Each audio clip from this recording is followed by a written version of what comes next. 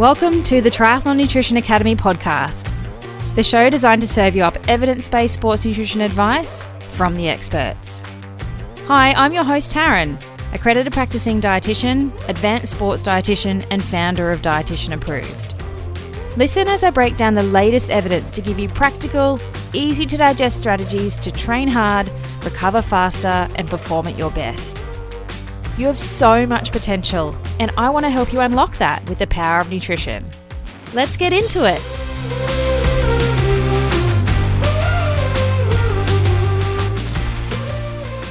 Welcome to episode 53 of the Triathlon Nutrition Academy podcast. If you haven't listened to it yet, we recently hit a massive milestone of 52 episodes or 1 year of podcasting, which is pretty exciting.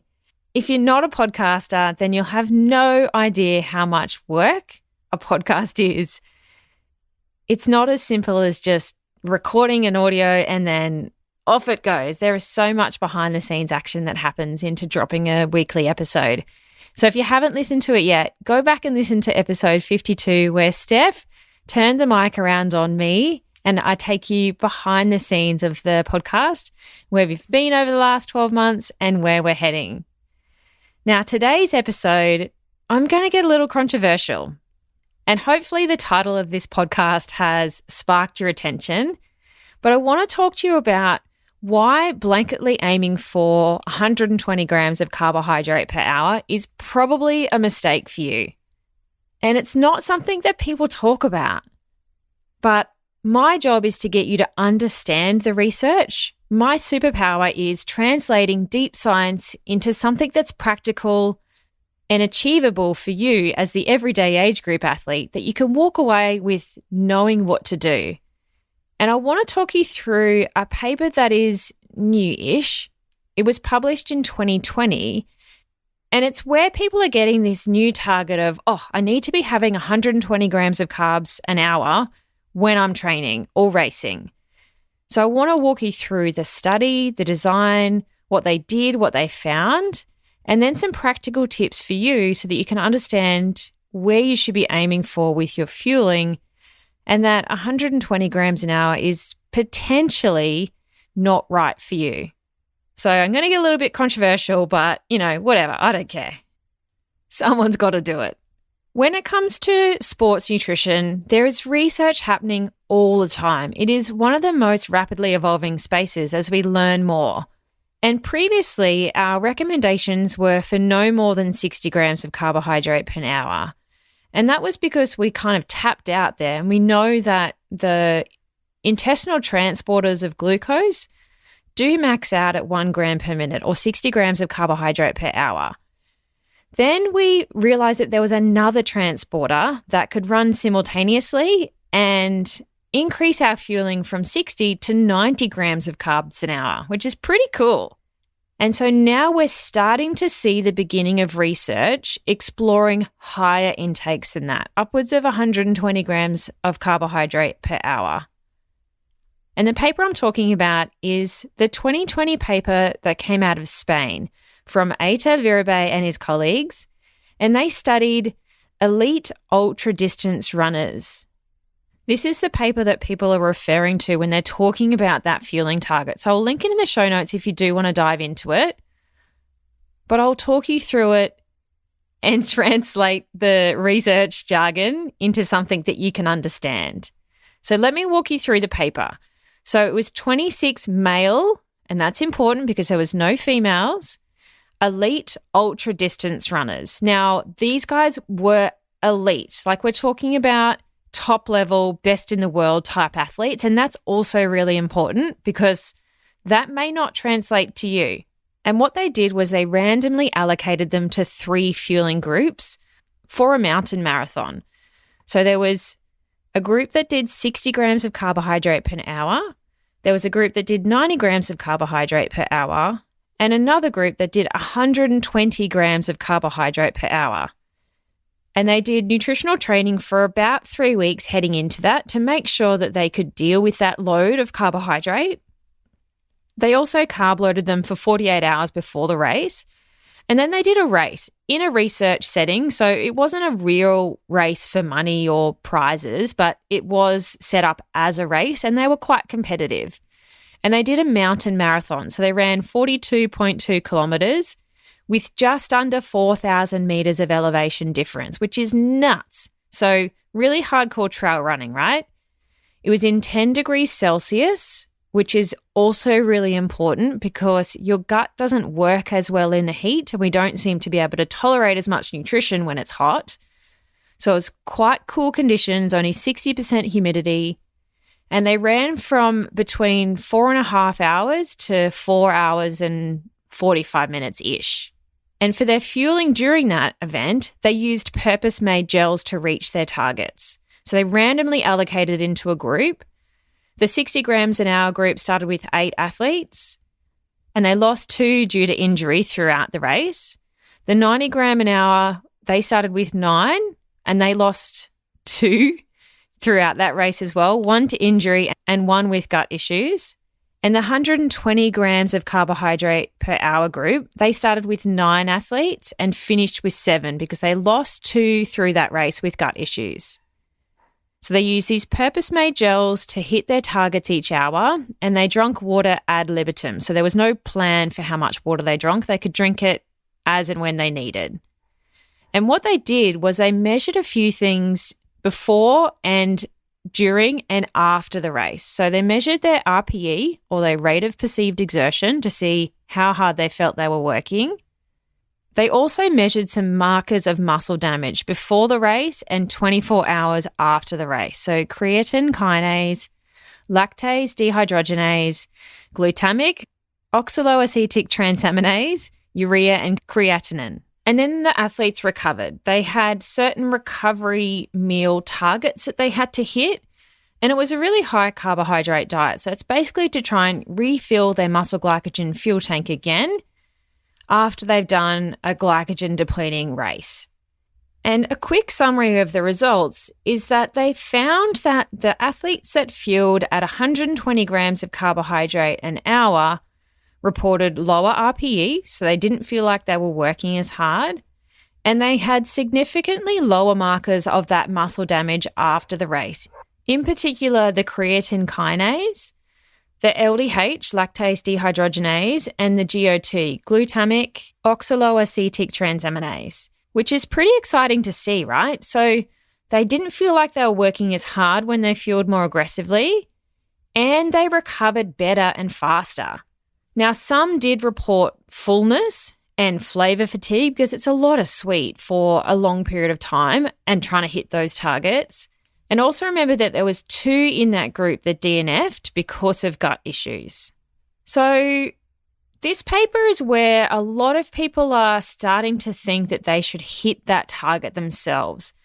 So now that you kind of understand a little bit about the paper and the research that that's come from, I just want to break that down and, put my critical thinking sports dietitian hat on and walk you through that so that you're not blindly following what everyone else seems to be wanting to do at the moment. All right, so the first most important thing about this paper is that these were very well-trained athletes. Like, these guys are the elite. There was 2 world champions in the group and 1 international stage winner. So you need to think, is that you? Can you put yourself in that group? These athletes are well-oiled machines. They have their day-to-day nutrition sorted, and they have probably a relatively high amount of carbohydrate in their day-to-day diet, probably in the realms of carb loading on a day-to-day basis. When I work with Triathlon Australia and those elite athletes doing Olympic distance races, their day-to-day carbohydrate intake is in carb loading realms. So for them to carb load, all they have to do is eat the same and taper training. But a lot of the triathletes that I work with are a little bit carb phobic and don't have enough carbohydrate in their day-to-day diet, let alone have enough to be in the realms of carb loading to support high-level training. If you have, very good carbohydrate periodization, then your body is well adapted to deal with that carbohydrate in training.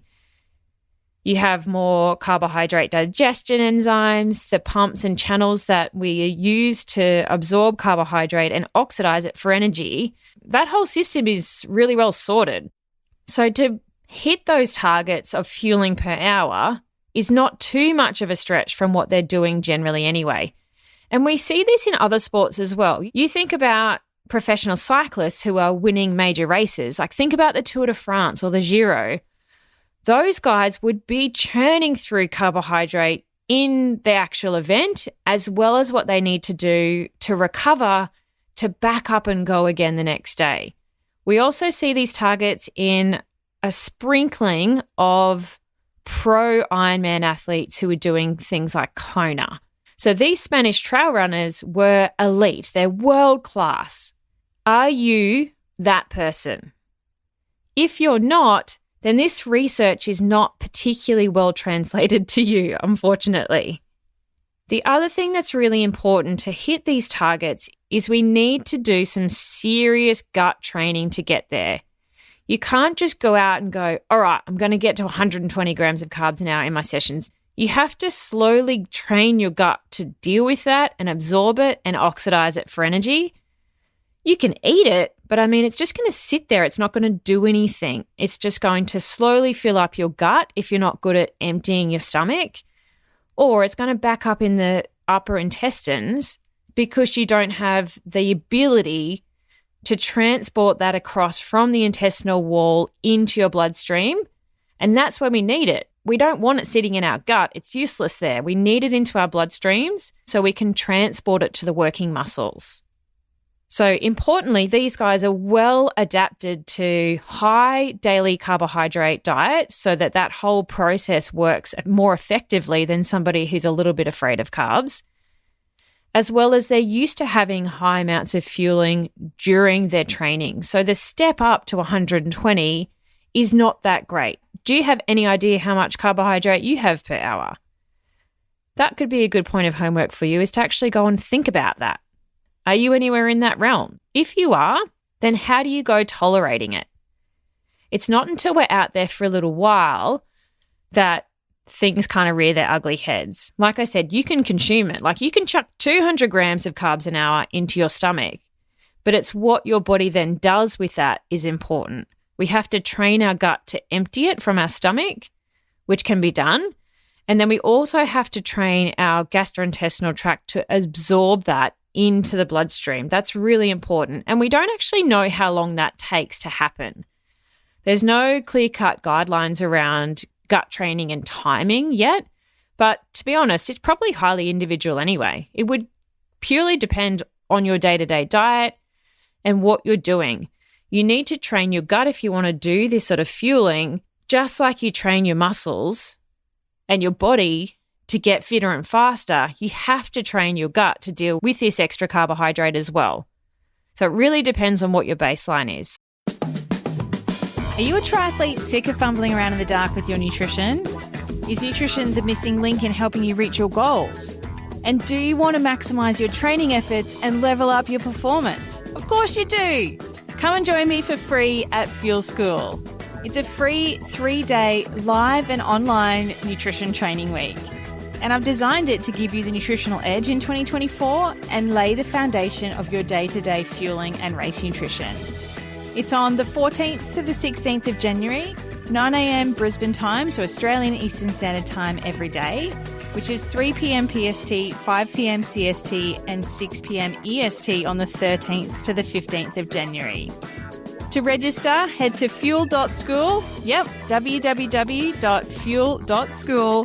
Whether you're a seasoned triathlete or just starting your nutrition journey, this free event is your opportunity to learn from an advanced sports dietitian and triathlon nutrition specialist and transform the way you approach your nutrition for 2024. Fuel.school, it's free. I'll see you there.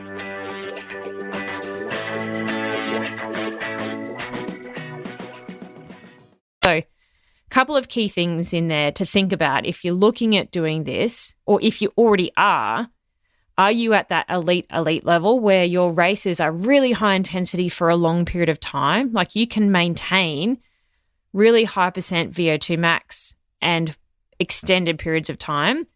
or not? Are you walking through aid stations or not? And what sort of gut training have you done? That's super important. I'm not going to talk about it here because it's highly individual. It's something we do dive into inside the Triathlon Nutrition Academy. We have a whole week on gut training and a whole week on multiple transportable carbohydrates, because if you want to step your fueling up above 60 grams of carbs an hour, you have to rely on multiple transportable carbohydrates. It's so important. You can't just eat whatever the heck you want and expect your gut to deal with it, because we know that our glucose channel maxes out at 60 grams an hour. So we need to rely on other types of carbs and sugars to increase our fueling beyond that. The other thing I wanted to say was, is your recovery as important as these types of athletes? Elite athletes have a very busy race calendar, and so their recovery becomes really important. Like, think about the Tour de France. They have less than 24 hours to recover before they have to go again. So that type of strategy for this level of athlete is really, really important. But for you as an age grouper who might do maybe one Ironman a year, maybe two, you're not usually doing multiple endurance events back to back, unless you're Jason Curry, who's a little bit crazy, but he's one of my athletes inside the Triathlon Nutrition Academy. So this sort of thing could be useful for him. He's essentially doing an Ironman a month or an ultramarathon a month or something like that. But for you, does recovery need to be this dialed in? Probably not. You've got the time to recover before you have to go and run a marathon again or ride a 200K stage race. So I just want you to be mindful of those things. If you're hearing that chatter on the band waves and seeing people boasting about hitting those targets, we really need to take a step back and understand the research for where that's come from and if that's translatable to you. Now, I think it is awesome research. It is the start of what we're going to see, an explosion of research in this space. And what often happens with sports nutrition is there's anecdotal evidence and people are trying stuff and having cool little results before it becomes well studied. So I think we're kind of in that space at the moment. So I'm not saying don't try it, but for the majority of you, it is a mistake because you're not going to be able to tolerate that level of fueling. You have to train your gut to absorb that because your intestine is the rate limiter of that. You can eat it, you can consume it, you can chuck it down your stomach, but whether or not you're absorbing it is another thing. The longer you're out there for, the more things will kind of back up in your guts in a way. So you can throw 200 grams of carbs an hour in, but it's not going to go anywhere. So over a number of hours, it'll sort of slowly build and build and build until it leads to gut upset, whether it's nausea, fullness, sloshiness, vomiting, diarrhea, whatever it is. The only way is out in a way. And typically that happens after a number of hours, so 3, 4, 5 hours at the back end of a bike, or it's when you go to run off the bike that we kind of get into strife. So if you put yourself in that elite category, like you're winning your age group, you're a super fast athlete, you're out there to win Kona, then it's a strategy that you can look at, but you're going to need to want to work with a sports dietitian so that you can dial that in for you and understand how to gut train properly. If you're not, if you're just an age grouper, out there for a good time, want to do really well, because we like to do all those 1%ers and do all those things correctly, I definitely wouldn't try this as a strategy. There are probably bigger things that you need to do first before you even go down this path. Like, what's your day-to-day nutrition look like? Have you got your recovery nutrition dialed in for what you need it to be? Have you periodized your day-to-day eating to your training load? Like, that's Triathlon Nutrition 101. It's one of the first things we cover in the academy is how to do that properly because nobody knows how to do that. And that is where you're going to get better bang for your buck out of your training and racing. Before you even try and go down weird rabbit holes and try and win at fueling per hour, you need to have your day-to-day nutrition right. So these elite athletes in this study, these elite mountain marathon runners, they have their day-to-day nutrition nailed. Tour de France riders, have their day-to-day nutrition nailed. So they can hit these types of targets because they've dotted all the I's and crossed all the T's in all the other spaces. So I always talk about nutrition being that pyramid, right? We need to build the solid foundation with our day-to-day nutrition first. That is where you're going to get the best bang for your buck. And then we move up the pyramid a little bit further and start to dial in our more specific sports nutrition strategies. And then we top off the pyramid with more of our 1%ers there. Now, not a lot of athletes work that direction. They start at the tip and work backwards. They do all the 1%ers. They spend 20 grand on a carbon bike. They take weird supplements that don't do anything, but yet they don't have the proper recovery targets for them. They haven't periodized their nutrition to training. They're a bit afraid of carbohydrate. So I really encourage you to take a step back from all of this stuff and think about if you've got the foundations nailed first. And I really hope that's made you stop and think about where stuff comes from too. I've seen so many people talking about or boasting about hitting that 120 gram per hour target. And for 95% of you, it is probably a mistake because there are so many other things you need to do first. I'm not saying don't do it, but maybe just take a step back and make sure you've done everything else first before you try and build up your fueling during training and racing. And you're going to need to do that systematically and strategically so that your guts can deal with it. All right, rant over. I hope you've enjoyed that episode. If you have any questions or you want to chat back about it, come and send me a DM on Instagram at dietitian.approved. And hey, if you want to catch me live, come and join me for coffee and questions. It's in the Dietitian Approved Crew Facebook group on the first Thursday of every month. Like if we can have a conversation about this live on Facebook, that'd be pretty cool. I would love that anyway. All right, thanks for listening. I will see you next week.